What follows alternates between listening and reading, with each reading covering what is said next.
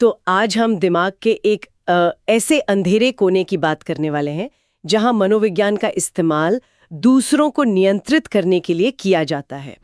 हमारा विषय है डार्क साइकोलॉजी और मैनिपुलेशन, और इस गहरी और थोड़ी कह सकते हैं बेचैन करने वाली दुनिया को समझने के लिए हमारे पास विलियम कूपर की किताब पर आधारित एक ऑडियो बुक स्क्रिप्ट के कुछ खास हिस्से हैं। बिल्कुल। लेकिन एक बात शुरू करने से पहले साफ कर दें, हमारा मकसद किसी को ये तरीके सिखाना नहीं है। नहीं, बिल्कुल नहीं। बल्कि इनके खिलाफ एक कवच, एक शील्ड तैयार करना है। ये समझना है कि मैनिपुलेशन आखिर काम कैसे करता है, इसे पहचाने कैसे, और इससे बचने की सबसे मजबूत ढाल क्या है।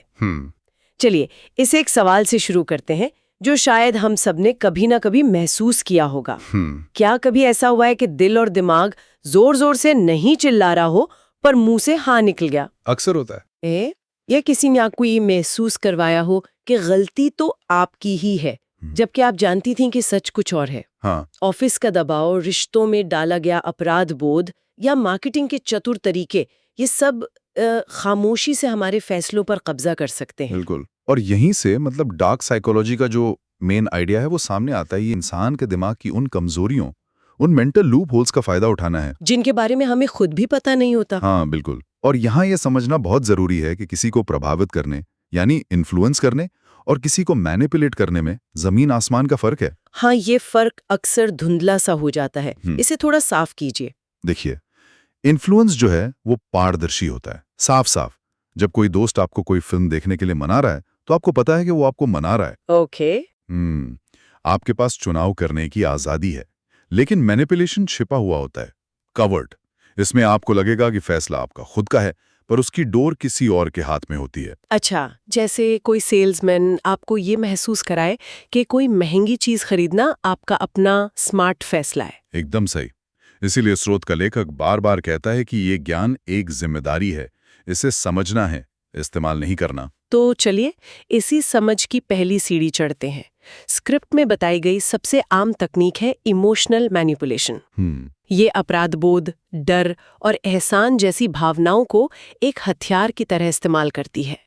वो क्लासिक लाइन तो सबने सुनी होगी, मैंने तुम्हारे लिए इतना कुछ किया और तुम मेरे लिए बस इतना सा नहीं कर सकते। और ये लाइन इतनी असरदार इसलिए है क्योंकि ये एक भावनात्मक कर्ज बनाती है, एक ऐसा कर्ज जो कभी था ही नहीं। भावनात्मक कर्ज। हाँ, मैनिपुलेटर यहाँ एक झूठा बिल पेश करता है और हमारा दिमाग, जो एक सामाजिक प्राणी होने के लिए बना है, उस बिल को चुकाने के लिए बेचैन हो जाता है। सही। अपराधबोध से बचने की हमारी चाहत इतनी मजबूत होती है कि हम अपनी सीमाएं, अपनी बाउंड्रीज तोड़ देते हैं। भावनात्मक कर्ज, ये बहुत ही सटीक तरीका है इसे समझने का। मतलब कोई आपको एक ऐसे उधार के नीचे दबा रहा है जो आपने कभी लिया ही नहीं। तो फिर इस जाल को पहचाने कैसे? पहचान का सबसे बड़ा संकेत आपके पेट में उठने वाली वो बेचैनी है, आपकी गट फीलिंग। जब किसी की बात मानने से पहले आपको बार बार हिचक हो, असहज महसूस हो, पर आप फिर भी मान जाएं, तो ये एक रेड फ्लैग है। और बचाव? और बचाव का तरीका सिर्फ तर्क का इस्तेमाल करना नहीं है, बल्कि ये पहचानना है कि ये जो लेन देन हो रहा है वही फर्जी है। अच्छा। जब आप समझ जाते हैं कि आप पर कोई कर्ज है ही नहीं, तो उसे चुकाने का दबाव भी खत्म हो जाता है। आप शांति से कह सकते हैं, मैं समझता हूं कि आप ऐसा महसूस कर रहे हैं, लेकिन मैं ये नहीं कर पाऊंगा। तो ये तो तब हुआ जब कोई हमारी भावनाओं को हथियार बनाता है। लेकिन इससे भी कहीं ज्यादा खतरनाक वो स्थिति है जब कोई हमारी हकीकत को ही धुंधला कर दे। हाँ। जब हमें लगने लगे कि शायद गलती हमारी ही याददाश्त में है, और ये हमें गैसलाइटिंग की तरफ ले जाता है। हाँ, गैसलाइटिंग शायद सबसे घातक तकनीकों में से एक है। इसका मकसद सिर्फ एक बहस जीतना नहीं, बल्कि धीरे धीरे आपके आत्मविश्वास की नींव को ही खोखला कर देना है। मतलब? जब कोई बार बार कहता है तुम कुछ ज्यादा ही सोच रहे हो, अरे ऐसा तो कभी हुआ ही नहीं था, तुम कहानी बना रहे हो, या तुम बहुत ज्यादा सेंसिटिव हो, तो वो असल में आपकी सच्चाई पर सवाल नहीं उठा रहा, वो आपकी दिमागी स्थिरता पे सवाल उठा रहा है। तो ये एक तरह का दिमागी धीमा जहर है। इसका असर एक बार में नहीं बल्कि धीरे धीरे होता है। बिल्कुल। जब तक कि इंसान खुद अपनी सोच पर शक न करने लगे। एकदम। और इसका आखिरी लक्ष्य होता है आपको पूरी तरह से मैनिपुलेटर पर निर्भर बना देना। जब आपको अपनी याददाश्त और अपनी समझ पर भरोसा नहीं रहेगा, तो आप सच्चाई के लिए किस पर निर्भर करेंगे? उसी पर जो गैसलाइट कर रहा है। हाँ, उसी पर। स्रोत में भारतीय संदर्भ में भी इसका जिक्र है, जहां विषाक्त रिश्तों या ऑफिस में पावर डायनेमिक्स में इसका खूब इस्तेमाल होता है। लेकिन ये बचाव सुनने में बहुत सीधा लगता है। जब कोई आपका अपना ही आपकी सच्चाई को झुठला रहा हो, तो रोज रोज डायरी में लिखना या किसी तीसरे से बात करना कितना प्रैक्टिकल है? इंसान तो खुद ही शक करने लगता है ना। आप बिल्कुल सही कह रही हैं, ये मुश्किल है, इसीलिए बचाव के ये 2 कदम इतने जरूरी हैं। तथ्यों को लिख कर रखना सिर्फ याददाश्त के लिए नहीं है, वो आपकी हकीकत का एक लंगर है, एन एंकर टू रियलिटी। अच्छा, एक एंकर की तरह। हाँ, जब दिमाग में शक का तूफान उठे तो वो लिखी हुई बात आपको डूबने से बचाती है। और किसी तीसरे से बात करना? वो इसलिए जरूरी है क्योंकि मैनिपुलेटर का पहला काम ही अपने शिकार को सबसे अलग थलग करना होता है, ताकि कोई बाहरी नजरिया मिल ही ना पाए। हाँ बिल्कुल, वो आपकी दुनिया छोटी कर देते हैं ताकि उनकी कही बात ही सबसे बड़ी सच्चाई लगे। ये जो आपने अलग थलग करने की बात कही, ये रातों रात तो नहीं होता होगा। कोई मैनिपुलेटर किसी को इस स्थिति में लाता कैसे है कि उसकी बात पर इतना यकीन किया जाए? बहुत अच्छा सवाल है, और इसका जवाब हमें अगली तकनीक पर ले जाता है। अक्सर ये जाल नफरत या आलोचना से नहीं, बल्कि हद से ज्यादा प्यार और तारीफ से बुना जाता है। प्यार और तारीफ से? हाँ, इसे कहते हैं लव बॉम्बिंग। रिश्ते की शुरुआत में आपको इतनी तारीफ, इतना ध्यान, इतने तोहफे दिए जाएंगे कि आपको लगेगा जैसे आप दुनिया के सबसे खास इंसान हैं। मतलब too good to be true वाली फीलिंग। हाँ, पर शुरू में तो हर कोई अच्छा ही बर्ताव करता है। इसमें और सच्चे प्यार में फर्क कैसे करें? फर्क है इसकी रफ्तार और उसकी इंटेंसिटी में।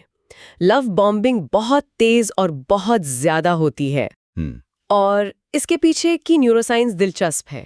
ये आपके दिमाग के उन्हीं रिवॉर्ड सेंटर्स को हाईजैक कर लेती है जो नशे की लत के लिए जिम्मेदार होते हैं। अच्छा। तारीफ का हर एक झोंका एक डोपामीन हिट की तरह होता है, और बहुत जल्द आप उस वैलिडेशन के आदी हो जाते हैं। अच्छा, तो लव बॉम्बिंग वाला दौर एक तरह से हुक है। एक बार जब आप उस तारीफ और ध्यान के आदी हो गए। हाँ, आदी हो गए, फिर वो उसे अपनी शर्तों पर इस्तेमाल कर सकते हैं। बिल्कुल, फिर वही तारीफ और ध्यान कंडीशनल यानी शर्तों पर आधारित हो जाता है।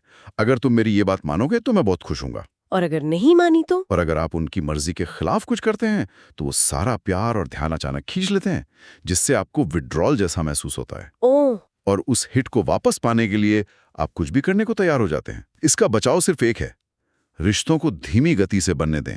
धीमी गति से? हाँ, सच्चा जुड़ाव एक धीमी आंच पर पकता है, वो किसी धमाके की तरह नहीं होता। किसी के व्यवहार में निरंतरता यानी कंसिस्टेंसी देखें, न कि शुरुआती तूफानी प्यार। वाह, ये दिमाग पर नशे जैसा असर करता है, ये जानना ही अपने आप में एक बचाव है।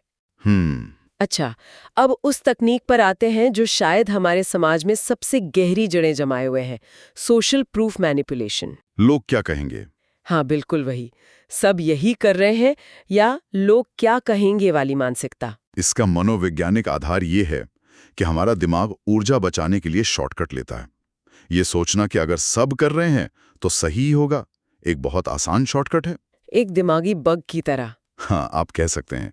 ये हमारे दिमाग के सॉफ्टवेयर में एक तरह का बग है, जिसे मार्केटर से लेकर रिश्तेदार तक हर कोई एक्सप्लॉइट करता है। और भारतीय संस्कृति में जहां समुदाय को इतना महत्व दिया जाता है, समूह से अलग होने का डर इस तकनीक को और भी शक्तिशाली बना देता है। बिल्कुल। इसी से जुड़ा है झूठ का इस्तेमाल। किताब में छोटे छोटे झूठ और आधे सच का भी जिक्र है। ये सब जानकारी को तोड़ मरोड़ कर ही तो हमें नियंत्रित करते हैं, है ना? हाँ, अब इन्हें सूचना को विकृत करने वाली तकनीकों के एक ही परिवार का हिस्सा मान सकते हैं। ओके। चाहे वो सोशल प्रूफ हो, जहां सामाजिक सच्चाई को बढ़ा चढ़ा कर दिखाया जाता है, या फिर छोटे छोटे झूठ जहां व्यक्तिगत सच्चाई को तोड़ा मरोड़ा जाता है। इन सब से बचने का तरीका भी एक ही है। वो क्या है? अपनी आंतरिक आवाज को बाहरी शोर से ज्यादा महत्व देना। कोई भी काम करने से पहले बस एक सवाल पूछना, क्या ये मेरे अपने मूल्यों, मेरे पर्सनल वैल्यूज से मेल खाता है, या मैं ये सिर्फ दबाव में कर रहा हूँ? ठीक है, अब बात करते हैं उन तरीकों की जो तब इस्तेमाल होते हैं जब मैनिपुलेटर को लगता है कि कंट्रोल उसके हाथ से जा रहा है।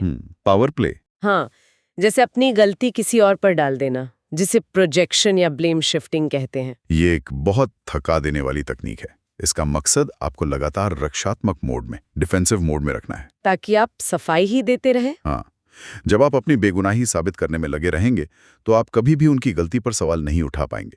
असली मुद्दे से ध्यान भटकाने का ये सबसे असरदार तरीका है। और दूसरा पावर प्ले है खामोशी, साइलेंट ट्रीटमेंट। बात करना बंद कर देना, पूरी तरह से खुद को दूर कर लेना। ये इतना असरदार क्यों होता है? ये इसलिए असरदार है क्योंकि ये क्रूरता है, जैसा मैंने पहले कहा था कि इंसान एक सामाजिक प्राणी है, हमारे लिए सामाजिक अस्वीकृति, सोशल रिजेक्शन एक बहुत बड़ा खतरा है। सही।